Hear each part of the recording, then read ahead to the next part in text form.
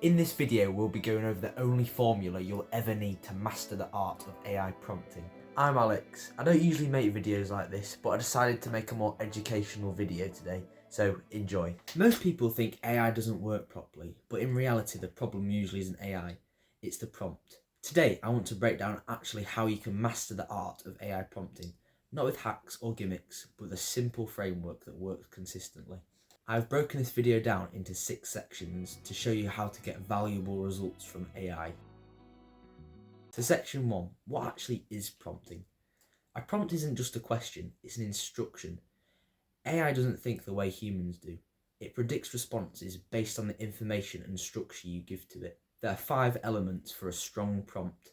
Every high quality prompt usually includes these 5 things. First, you have the role. You tell the AI who it is acting as. You can be specific, like acts as a professional marketer with 10 years of experience, or you can tell it to be someone, like Elon Musk or Warren Buffett. You can also use roles, like be a marketer or journalist. The role is how you want your AI to act. Second is task. What exactly do you want to do? This is the most important element, and it gives the AI the question or problem to solve. By adding this, you're more specific on what you want the AI to do. Add things like write, analyse, explain or generate to the start of the prompt. Many times I wanted AI to write things like a script or plan a video, but it ends up writing things like bullet points or something really generic. This is because I'm not telling specifically what I want it to do. Think of AI like a manager for a team and you are the boss. You can't expect them to guess what they're meant to do.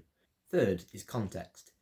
By giving the AI background information, it can properly decipher your specific goals you have in mind. Ask yourself, who is this for? What's the goals and where will it be used? By doing this, the AI will have a clear idea on how to solve your problems. Fourth is the constraints. This is where most people fail. These are the instructions you give to the AI to output the response exactly how you want it. Write things like the word count, the tone, the format, and rules. For example, don't include the word "and" in your email as a very strange example, but this guides the output even further. And finally, the output style. This is a further iteration and directly specifies how your AI should produce the output. Do you want the output to include bullet points? Write a script. When talking to AI, I find that outputs on pages are massive unnecessary chunks of text. This is because I didn't specify the output. Now, as I write the prompt, I include at the end only output as 10 bullet points. This is so much easier to read, and when you combine these 5 things, the AI performs dramatically better. Okay, so now I've got good versus bad prompt examples, and I'm going to demonstrate to you what a good prompt is and what a bad prompt is. So here's a bad prompt. Write an email to a client.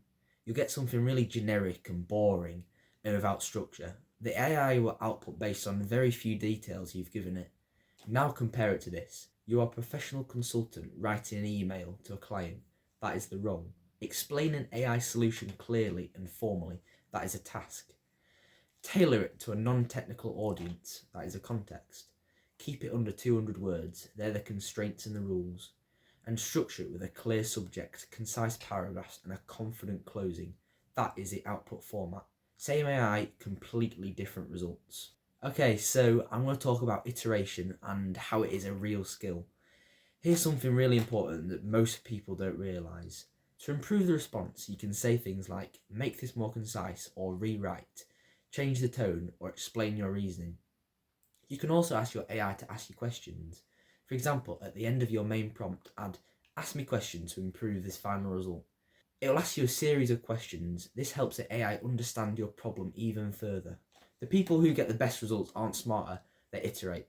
As Winston Churchill said, plans are little important, but planning is essential.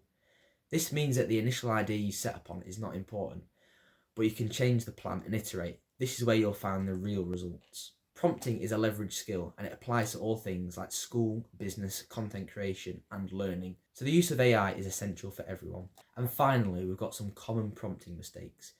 Here are some quick mistakes to avoid. Being too vague. This confuses the AI, leading to generic, vague responses.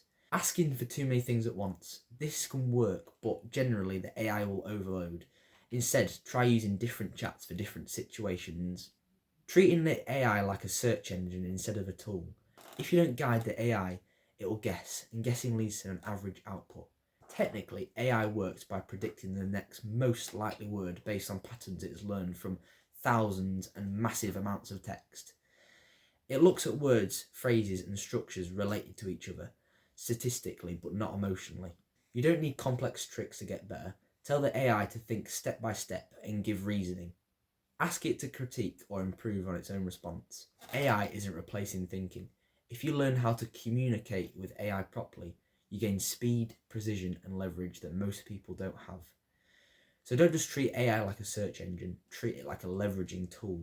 Master the input and the output will follow. And that is how to master the art of AI prompting. Thank you guys so much for watching. This video took so long to make. Please like and subscribe and follow my journey to success.